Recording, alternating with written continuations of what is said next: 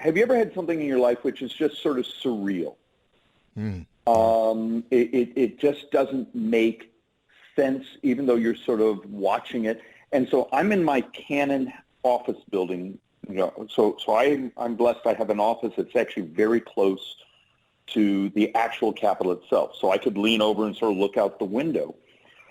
But remember, early that morning, the Capitol Police were running up and down the building and intensely on edge because of the pipe bombs that had been found across the street. Right. And so there was already this weird theater. We were already under sort of that COVID lockdown, minimal people in the building. So it was already just an unusual environment. And as you sort of think back, you try to process it.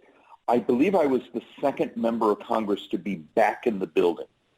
So I have the big cappuccino machine and those things. So I made a couple dozen coffees as this was all going on, and was walking through handing them out to all the police officers who had come in, because the D.C. police, the transit police, every law enforcement within miles had come running in. And these are the police officers just sitting on the floor, many of them in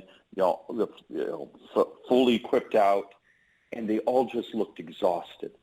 And there was white powder everywhere because apparently a number of the fire extinguishers that are around had been picked up and being shot all over.